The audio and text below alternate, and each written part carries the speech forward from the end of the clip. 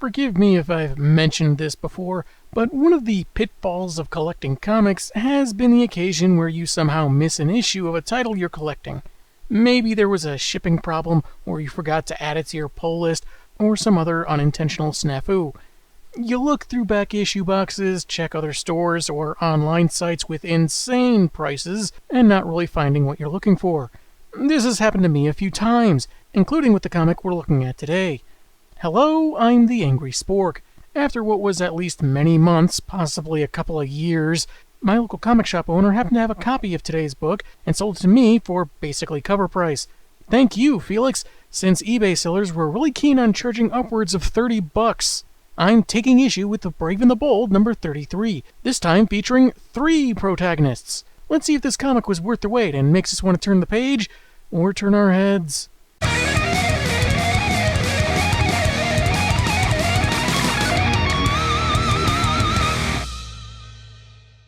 The cover sees our stars walking down a sidewalk casually, with various individuals laid out before them, unconscious, and many of them in some kind of costume, suggesting they're supervillains, or at least wannabes.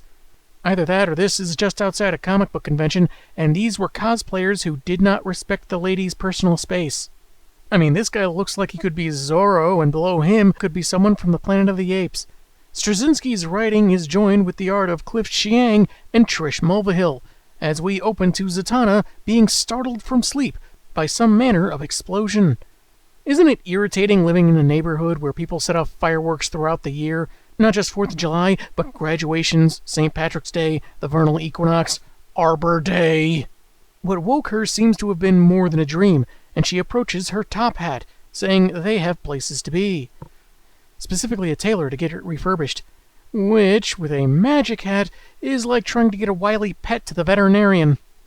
We go to a cruise ship somewhere at sea, where a terrorist covered in explosives is demanding the vessel be rerouted to Syria, where his faction will make demands to various governments of the passengers. Go on a cruise line, they said. It'll help you relax, they said. I'm sure all those negative reviews for Arkham Cruise Lines are all exaggerated, they said. What looks like a very agile beam of light hits the villain, directing him to the ballroom inside the ship, leaving behind a trail of his clothes and artillery. It's Wonder Woman standing on his lassoed neck, daring him to use the only weapon he has left, his mouth. This better not awaken anything in me. The guy's arrested when they reach shore, complaining how unnecessary it was to treat him like that, making him feel dirty, which, with real-life bullies and aggressors these days frequently playing the victim when they face consequences or even slight pushback, this feels tragically and painfully realistic. Zatanna magically appears in the windows, commending Diana's signature moves. I've never had much trouble getting someone's clothes off. Z wants to invite her to a girls' night out, something she wants to make special. While the Amazon did have some plans for tonight, they can wait. My kangaroo, Jumpa, needs her pouch cleaned out, but I can always ask Cassie Sandsmark to do that. We go to Gotham City, where 4 purse snatchers on 2 motorcycles have their fun ended when they get clotheslined thanks to Batgirl, Barbara Gordon. No fight scene, but maybe that's not necessary since 2 of these schmucks didn't wear their helmets, so they probably got some head injuries that would prevent any fisticuffs, and we jump ahead 8 minutes to see them getting put into squad cars. Babs rides off, but suddenly finds herself among the skyscrapers. Look, up in the sky, it's a bird, it's a plane, it's a ginger on a flying bat-themed motorcycle. It's actually Wonder Woman carrying her, more or less telling Babs to clear her schedule for tonight. On a rooftop, Zatanna encourages Batgirl to take a break from patrol. Yes, their work is important, but so is being sane and rested. They all need to let off some steam once in a while, have some fun, dance, and Diana concurs, pointing out how only they can relate to each other, in terms of what they do. At first hesitant, B-Girl eventually agrees, as the magician says she'll have fun whether she likes it or not. Or you'll turn me into a toad? I'm keeping all my options on the table. Though you may want to take my wand if I drink more than 3 margaritas. Otherwise I might turn you into something worse, like a blobfish or a comic book YouTuber. Not much later, the trio exit a cab, wearing evening dresses and approaching a nightclub with a line of people being rejected. With some backward spoken encouragement, Zatanna gets the bouncer to let them in, and make a Star Wars reference because when you have this power, why not? They descend a flight of stairs to the dance floor, with an atmosphere to impress Bacchus, god of, among other things, revelry, according to Diana. Except Bacchus is the Roman name for Dionysus, the Greek god that the Amazon princess should have mentioned. Take that, J. Michael Straczynski. You may have years of success creating fiction and are one of my favorite comic writers, but I nitpicked a minor technical error you made on a show that all of 3 people watch. Hello, darkness, my old friend. They get to dancing, having themselves a good time, when one dude approaches Diana, saying she looks like one of those hero girls. Are you talking about the child-friendly but dramatic cartoon with the softer tones, or the slapstick version with more angular character designs? She certainly doesn't look like Wonder Woman, because she's too much of a lame, old-school ditz to be in a place this cool, and we get panels of the princess nonchalantly reaching below his waist, then a crunch sound effect. That's fine. He was court-ordered to never procreate anyway. It's actually a fake-out. She just crushed his phone. The guy's friend suggested he must have said something, but the lughead swears he didn't. So another example of someone being comically oblivious to their behavior. I wonder if JMS is trying to get something across here. Anyway, Zatanna notices Barb took a break off to the side. No one was asking her to dance anyway, and the straps on her shoes were digging into her heels. She doesn't want them mystically changed because they're her favorites and mean a lot to her. A while back, her dad noticed her looking at them in a magazine, and knowing she couldn't afford them herself, bought a pair as her birthday present. He also got me another flak jacket, but hey, he's a cop in Gotham. What are you going to do? Between him being commissioner and her life as librarian by day, vigilante by night, she doesn't get to see him that much or have much of a personal life at all. Z tells her that she can always find another boyfriend, husband, whatever, but only has one mother and one father, so should make time. I mean, unless they get retconned back to life, or retconned from being your uncle to your biological father. Comics can get weird, people. I don't want to harp too much on this, but as well-intentioned as Zatanna is here, this kind of dismisses other people who could be as much family as any blood relation. Kind of what DC seems to be trying to emphasize with the Bat family for a while now. But hey, that's not what she meant, and this is all to encourage her to spend more time with her dad, like invite him to dinner.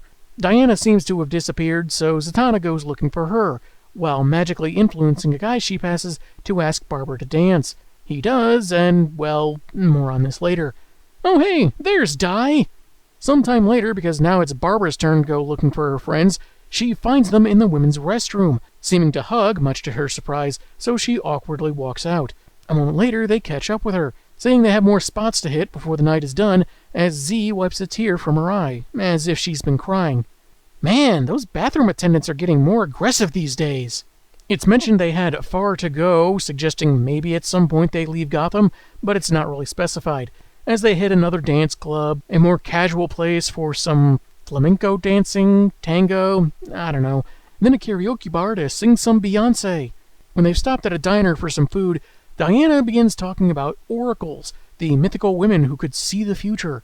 Babs knows a bit about them, how their foresight wasn't exactly precise, and if someone tried to change the future they were told about, things would end up worse than originally intended. Di expands on that, how oracles were also valued for their information gathering, on events at the time, news from other lands, and advising rulers. Except for the Oracle of Newsmax, he just farted into a large salad bowl and pretended the echo was proof of a scandal he made up.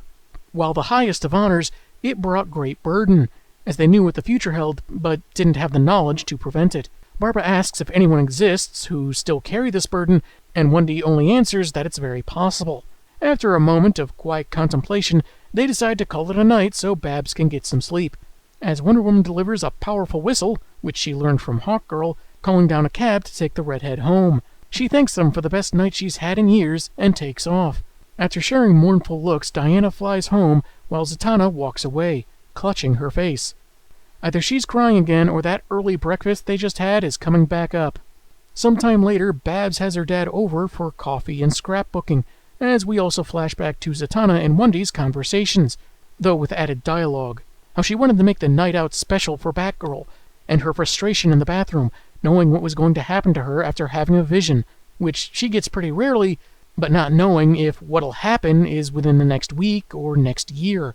Worse, that if Z gives in to her desire to interfere, things could turn out drastically worse for a young woman who doesn't deserve what's coming. There's a knock at the door as father and daughter reminisce about when he first told her about a certain white-faced, green-haired individual as a kid. And that's who's knocking, the Joker, dressed for the tropics and pointing a gun on an inventive 2-page spread. It splits Barbara's dialogue, as if to convey that she's still speaking as she opens up the door to see who it is. Mirroring the first page, a shot rings out, and Barbara Gordon wakes up and gets out of bed, much calmer than Zatanna had. It's the present day as she gets into her wheelchair, enters her computer room, and answers a call as Oracle. The comic ends on her explaining she was having her favorite dream, one she has a lot. I was dancing. I was beautiful. I was dancing. That was Brave and the Bold, number 33. And now, as then, it's my favorite story in this run. Maybe some part of it is the sense of victory of finally getting a missing issue after so long without having to pay out the nose. Maybe because this concerns characters I was more familiar with than some of the previous issues. Perhaps there's the nostalgia of reminding me how interested I was in Greek myths when I was still in high school. It could be a combination thereof, as well as being a genuinely heartfelt tale about the inevitability of tragedies and how someone did the best they could to, at least, ease the pain by giving a friend a happy memory to cherish, creating moments to look back on fondly in spite of the horrors someone may face, disguised as a casual, spontaneous night out. Zatanna pulled off quite the misdirection. Like a magician! All connecting to a major change in Barbara's life in The Killing Joke without too much drastic change one way or another. Still no complaints about the art, though weird how on the cover Batgirl has wrist-length gloves. What's the deal, Jesus Saez? Yet there's something about our protagonists in the story itself, how they were drawn. This is comics, so women tend to look conventionally attractive, but our heroines here have very clean skin textures, gentle shadowing. They don't look overly sexy or simply beautiful, but elegant. And I like it. Kinda makes it difficult to believe someone wasn't asking Barbara to dance. Which brings me to a mixed bag situation for me. I get that this was about making the best night ever, letting her have fun, and feel like others outside the caped community would want to have fun with her. Yet for Zatanna to enchant someone, to ask her to dance, essentially forcing him, seems like it'd take away from the happy vibes. I think it might have worked better if, without sorcery, Z just casually suggested to the guy that he should ask her cute friend to dance. That may not be the most realistic scenario, I wouldn't know because Angry Spork no dance and you can't make me! But at least it would have been more honest. Still, not as morally questionable as what her Young Justice counterpart did in Season 3. Anyway, I'm not sure if our magician has ever had visions before, or if it's just in this story, but it was smart to include Wonder Woman here, with her experience in Greek mythology, which is more reality for her, giving Z someone to talk to, who understands the predicament she's in better than anyone else could. Not sure how much exactly she told her, but she was noticeably concerned when Diana started talking about the Oracle at Delphi, though that, I think, works on a couple different levels. One, to perhaps inspire Barb's eventual creation of the Oracle identity and role as information broker to crime fighters. Second, it may also be a kind of preemptive explanation if B ever found out that her allies kept this future fact from her, like if she deduces it on her own, or maybe they just all have a talk and explain how Z had this premonition, wanted to stop it from happening, but couldn't for fear of something worse happening to Barbara. It might go a long way to help her understand the precarious place these two are in, that their inaction had purpose, not malice.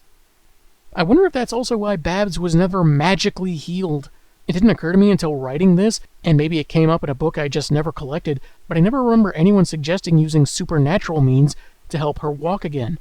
The only time I remember restoring her mobility being brought up at all was once, and I think it was a JLA story where Martian Manhunter brought up using cybernetics, and Miss Gordon had her reasons for turning that down. Kinda makes that scene where they get into that first dance club sting a bit more. Sure, I'll teach you how to magically control bouncers, but not to help you walk again! But yeah, most negatives I could point out are kinda minor.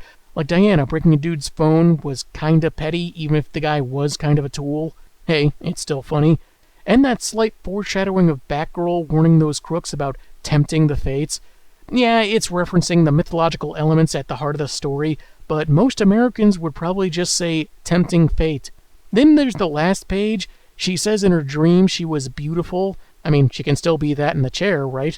and she says twice that she was dancing, like she's still mesmerized by a dream she apparently has pretty often. I feel like cutting those 3 bubbles down to 1 "I was dancing" would have been better, getting the point across just fine with a less is more approach. Whatever slight nitpicks I could make, this is still a great story that knows how to tug at the old heartstrings. It's got that message of going out, living your life, be with the ones you love, make some happy memories, which we've gotten in stories before. But this took a different and satisfying approach that makes it feel fresh. I'm the Angry Spork, and man, have I got issues.